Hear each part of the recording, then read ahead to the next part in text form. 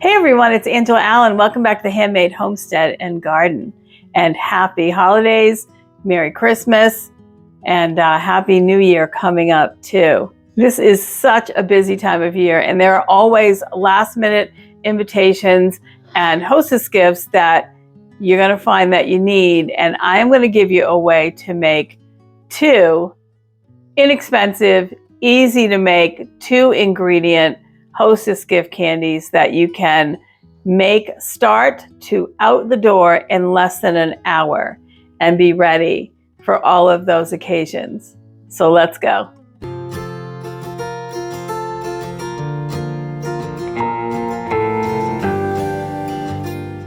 These are both items that are going to have a lot of sugar in them, but they're also items that have a lot of versatility. You can make them in a whole bunch of different flavors, use what you have in the pantry for them. These are quick and they're easy, but they're also beautiful, delicious treats. And these aren't just for Christmas time. This is a year-round, any holiday treat that you can use these for. Both of these candies are definitely nostalgic candies. They're kind of candy that your grandmother would have made too. Ingredient fudge has to be one of the easiest, fastest recipes on the planet. And the fudge comes out absolutely perfect every time. It's never grainy. You don't have to worry about the speed with which you put it in the container to harden up. I mean, it is just any beginning cook's dream, but it's also so delicious. People will never realize how easy it was for you to make. You're going to grab a bag of chips in any flavor that you want. Chips anywhere from 10 ounces to 12 ounces per bag, one batch of fudge. You need one bag of chips and one container of frosting. It's the combination of frosting and melted chips that gives you your flavors. So in this case, butterscotch chips, cream cheese frosting. Trust me, it's delicious. Chocolate chips, fudge frosting. You get delicious, really deep chocolate, very creamy fudge. You can do milk chocolate and cream cheese, milk chocolate and chocolate frosting. You can do strawberry frosting and white chocolate chips, cream cheese frosting, and spicy pumpkin. This time of year, they have the pumpkin flavored or pumpkin pie flavored chips. You can use any frosting at all that you want. It doesn't matter what brand it is, as long as it's pre-made frosting in a jar. And then you'll need a microwave safe bowl because we're going to melt the chips in the microwave to get them to a liquid consistency. Let's start with the first recipe. We're going to do butterscotch fudge. That's what we're going to do. We're going to literally use butterscotch chips and then cream cheese frosting. Which the cream cheese frosting, you could use vanilla frosting, but the cream cheese just, it has such a richness to it. It really takes it to the next level, I think. If what you have is a big bag like this, just weigh it out, and one container of frosting is all you need. Ooh, these smell so good. So I'm going to put these in the microwave and we're going to get them warmed up. While they're warming, every 15 seconds I'm going to stir them. I prefer to use a chopstick for that. It works really well.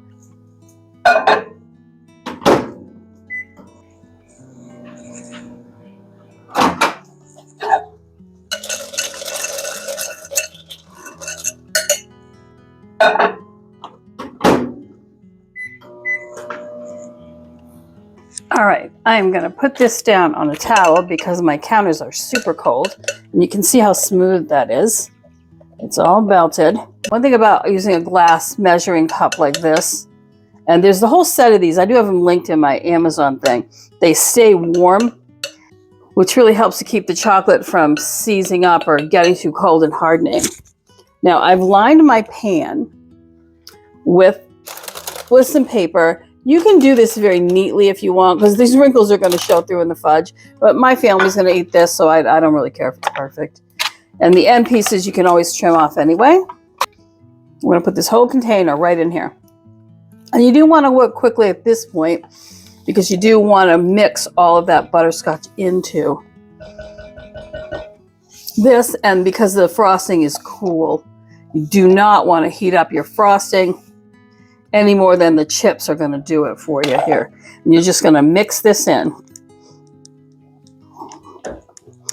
And it does mix quite easily because the frosting starts to melt a little bit. Now you can leave it kind of swirly if you want to.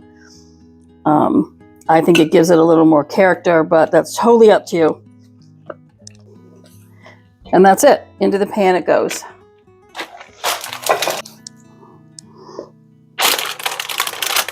If you do it while it's warm, if you keep it warm enough, you'll be able to spread this in no problem. And like I said, this wonderful glass is so heavy that it really does keep it warm enough that you have a little bit of time. You don't have to rush.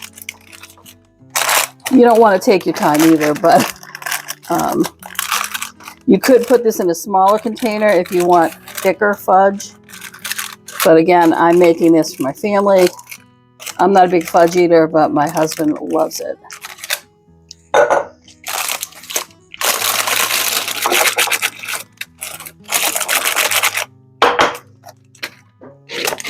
I just want to make sure there's no air in it from my mixing, and I want to just kind of smooth it down. All right, so it's cooling now. You can see that if I handle it too much more, it's going to get kind of messy looking on the top. Now you could top this with nuts or candy or whatever you wanted to make it look more festive. I don't really feel the need for that, so I'm just going to leave it like this. I'm going to cover it with plastic. I'm going to put it in my refrigerator. And in my case, you guys know my obsession with shower caps.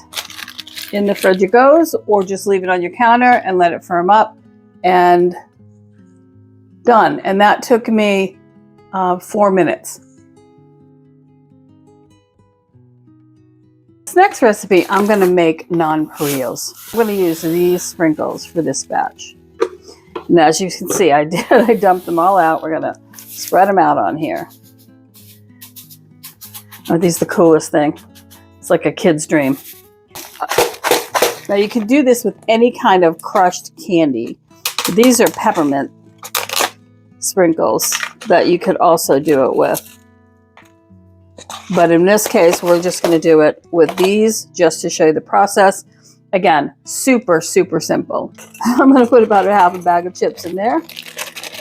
So we're literally going to melt this chocolate in the microwave, just like we did with the butterscotch chips. And then we're going to drop it by spoonfuls onto these little candies and let them cool. That's it.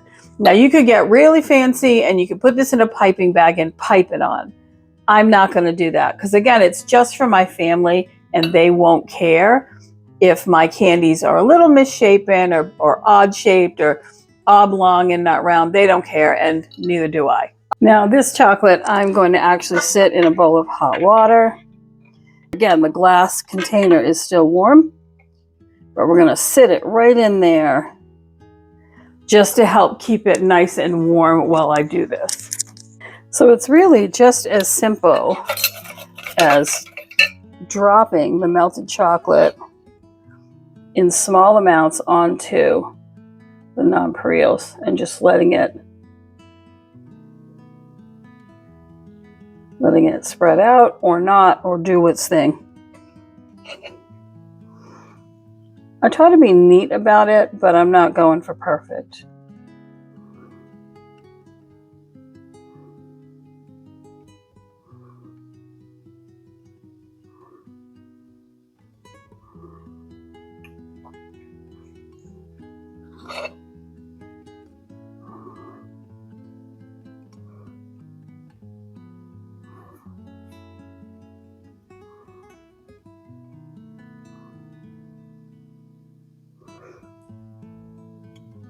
I'm going to do my best not to let little dribbles or strings of chocolate like that be by themselves because you'll end up with like sharp parts on the edges of the chocolate. So I do I find if I tap the chocolate gently with my spoon, I can get it to flatten out and round out. These are going to be different sizes. They are going to be different shapes. Again, if you want perfect, you would have to take your time and pipe them on. But I think that they're perfectly fine just like this, and I've never heard any complaints about them. So I don't want them too thick. You can do a little design on the top if you wish. It's just easy. You just touch the spoon and give it a swirl. If you want that side to look neater too, it's possible to do that. And yes, I did spill a little water right down here. I'll just throw those away. I'm not going to put them obviously back in the container. But all the rest of these I'll put back in the container after I remove the chocolate from the sprinkles. All right, I'm going to keep doing this until I get a whole tray full. And then I will pop these in the refrigerator and let them harden. All right, I'm going to finish these and I will be back.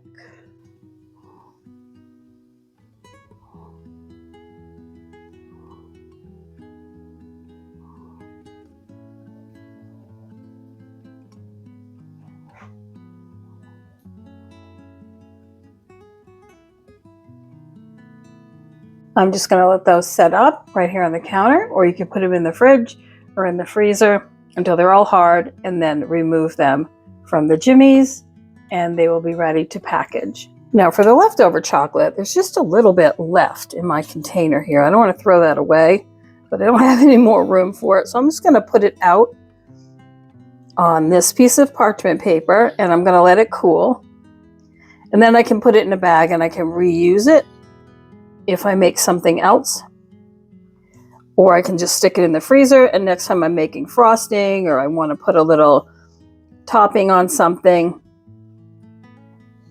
I can pop it out, melt it in the microwave, and use it up. I'll just let that cool and store it in the freezer till next time I need a little bit of chocolate for something. Now, if I was in a hurry, I would just pop these in the freezer. And it would really just take a few minutes. Now, between the 30-45 seconds it took me to melt the chocolate, dropping them on the pan was the most amount of time, and I was trying to be neat about it.